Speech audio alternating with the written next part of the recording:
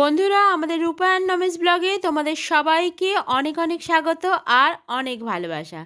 আজকে আবার তোমাদের সামনে নিয়ে এসেছি আর একটা কুকিং ভিডিও। আজকে তোমাদের আমরা করে দেখাবো ফুলকপি আলু দিয়ে রুই মাছের ঝোল। আর তার জন্য এখানে নিয়েছি একটা বড় সাইজের ফুলকপি, যে কপিটাকে এরকম একটু বড় বড় টুকরো করে কেটে নিয়েছি। আর নিয়ে নিয়েছি এখানে আলুটাকেও একটু বড় সাইজের কেটে নিয়েছি। তোমরা নিজেদের পছন্দ মতন এই আলু ফুলকপিটা কেটে নিতে পারো। তাহলে চলো রান্নাটা শুরু করা যাক।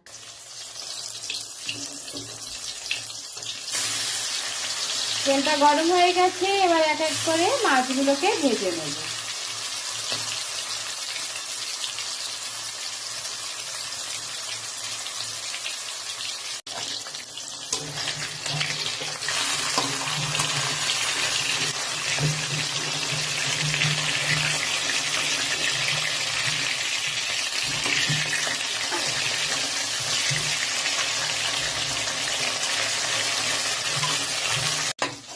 এই দেখো মাছগুলো হয়ে গেছে, দিদি ভাইয়ের ভাজা, এখন তুলে নিচ্ছে।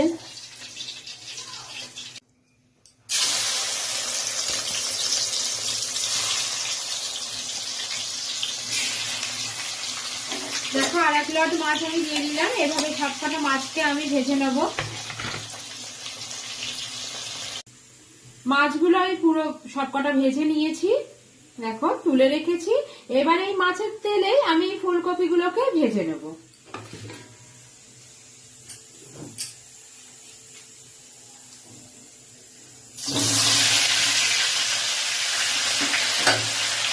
ফুলকপিগুলোকে একটু লাল লাল করে ভেজে নেব। দিয়ে দেবো সামান্য নুন। তোমরা চাইলে ফুলকপিটাকে প্রথমে ভাপিয়ে নিতে পারো, ভাপিয়ে নিয়ে ভেজে নিতে পারো, কিন্তু আমি যেহেতু এখন শীতে নতুন নতুন সবজি, তার জন্য ভাপিয়ে নিইনি, আমি এমনি ভেজে নেব। দেখো ফুলকপিগুলো এখানে আমার ভাজা হয়ে গেছে। এবার একটা পাত্রের মধ্যে আমি কপিটাকে তুলে নেব। দিয়ে দেবো আমি আরো একটু তেল। আলুগুলোকে এবার এই তেলের মধ্যে ভেজে নেবো। গরম হয়ে গেছে, এবার এই তেলে আমি আলুগুলোকে ভেজে নেবো একটু লাল লাল করে।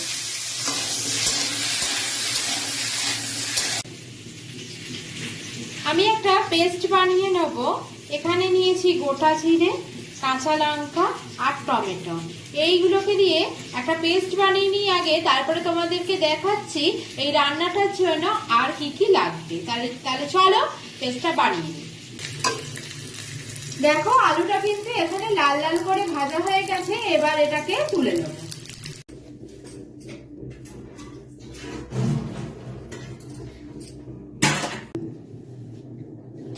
কি কি লাগবে তোমাদের একবার বলে দিই। লাগবে পেঁয়াজ কুচি, পেঁয়াজ বাটা, আদা বাটা, রসুন বাটা, টমেটো কুচি, গোটা গরম মশলা ফোড়নের জন্য, আর জিরে কাঁচা লঙ্কা টমেটো দিয়ে যে পেস্টটা বানিয়েছিলাম সেই পেস্টটা। তাহলে চলো রান্নাটা শুরু করা যাক। এই রান্নাটা যেহেতু আমি পুরোটাই সর্ষের তেলে করব, তার জন্য কড়াইতে সর্ষের তেল দিয়ে নিলাম আর একটু। তেলটা গরম হয়ে গেছে। এবার এর মধ্যে দিয়ে দেবো গোটা গরম মশলা ফোড়নে।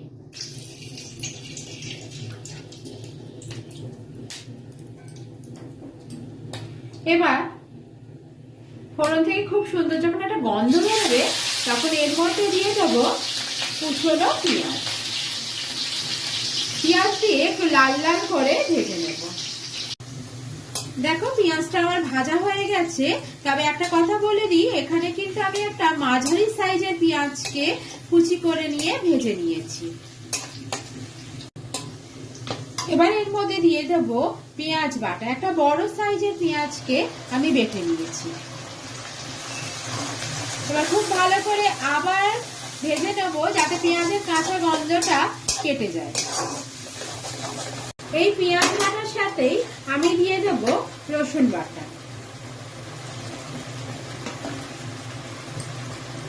পেঁয়াজ আর রসুন থেকে যে কাঁচা গন্ধটা বেরোয় সেটা একটু ভালো করে ভেজে নিলে কাঁচা গন্ধটা কিন্তু কেটে যায়।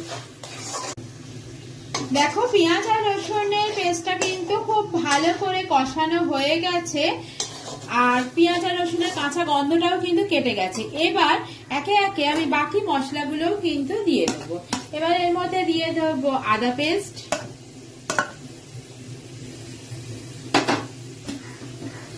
দিয়ে দেবো জিরে, কাঁচা লঙ্কা আর টমেটোর পেস্ট,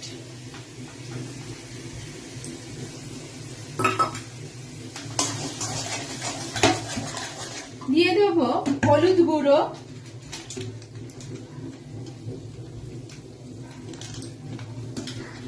আর দেবো কুচনো টমেটো। সবকটাকে আমি এবার একটু ভালো করে কষিয়ে নেব। তবে এই মশলাগুলো যাতে না পুড়ে যায় তার জন্য খানিকটা জল আমি এর মধ্যে অ্যাড করব। আর দেবো সামান্য নুন, যাতে টমেটোটা খুব ভালো করে গলে যায়, তার জন্য একটু সামান্য নুন অ্যাড করলাম। এবার সব কটা মশলাকে আমি আবার ভালো করে কষিয়ে নেব তেল ছাড়া পর্যন্ত। দেখো এখানে মশলাটা কষানো হয়ে গেছে আর মশলার থেকে কিন্তু তেলটা ছেড়ে দিয়েছে, তার মানে কি যে মশলাটা কিন্তু একদম রেডি। এবার এর মধ্যে কপি আর আলুটাকে দিয়ে আবার ভালো করে কষিয়ে নেব। এবার দেখো ভাজা কপি আর আলুটাকে এই মশলাটার মধ্যে দিয়ে দিলাম, আবার ভালো করে কষিয়ে নেব যাতে কপি আর আলুটার সাথে মশলাগুলো কিন্তু খুব ভালোভাবে মিশে যায়। দেখো মশলার সাথে কিন্তু খুব ভালোভাবে মিশে গেছে, কপি আর আলুগুলোকে খুব ভালোভাবে মিশিয়ে দিয়েছি। এবার দিয়ে দেবো গরম জল। তো তোমরা কিন্তু চাইলে রান্নাটার মধ্যে কালারের জন্য কাশ্মীরি লঙ্কার গুঁড়োর ব্যবহার করতে পারো, কিন্তু আমি যেহেতু কোনো রকম লঙ্কার গুঁড়োর ব্যবহার করি না তার জন্য কিন্তু আমি করিনি। তোমরা চাইলে অবশ্যই করতে পারো। দিয়ে দিলাম পরিমাণ মতো গরম জল। অবশ্যই রান্নায় কিন্তু গরম জল ব্যবহার করবে, তাহলে রান্নার স্বাদ কিন্তু ভালো হয়। যে যতটা পরিমাণ ঝোল রাখতে পছন্দ করবে সে ততটা পরিমাণ জলের ব্যবহার করবে। দিয়ে দেবো পরিমাণ মতো নুন,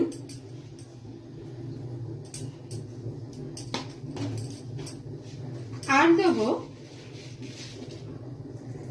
অল্প মিষ্টি মানে চিনি।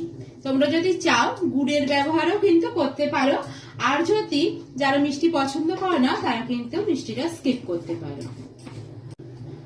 এবার খুব ভালোভাবে নুন আর মিষ্টিটাকে মিশিয়ে নেব। তবে মিষ্টিটা দেওয়া কিন্তু স্বাদের ব্যালেন্সের জন্য। মিষ্টিটা দিলে কিন্তু তরকারি মিষ্টি হয় না, মিষ্টিটা দিলে কিন্তু তরকারির স্বাদটা বেশ ভালো হয়। ভালো। এবার একটা ঢাকনা দিয়ে চাপা দিয়ে এবার আলুটা আর কপিটা সেদ্ধ হতে টাইম দেবো। বন্ধুরা 10 মিনিট হয়ে গেছে, এবার একটু দেখে নিই আলু আর কপিটা সেদ্ধ হয়েছে কিনা।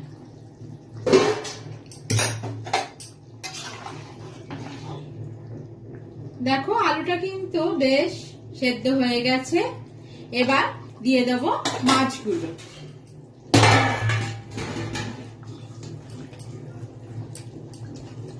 মাছগুলো দিয়ে আরো 5 মিনিট আমি ফুটিয়ে নেব।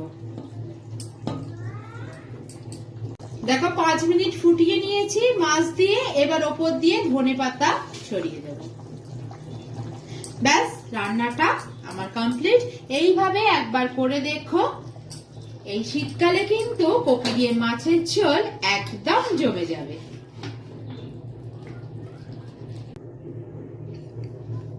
এই দেখো বন্ধুরা, এইভাবে স্টেপ বাই স্টেপ করলে কিন্তু তোমরা কিন্তু একটা সুন্দর দুর্দান্ত রেসিপি তাহলে পেয়ে যাচ্ছ। তাহলে কি করবে তোমরা, অবশ্যই ভালো লাগলে লাইক কমেন্ট শেয়ার করে দেবে আর চ্যানেলটাকে সাবস্ক্রাইব করে দিয়ে আমাদের পাশে থাকবে। তাহলে ভিডিওটা এখানেই শেষ করছি, দেখা হবে অন্য কোনো ভিডিওর সাথে।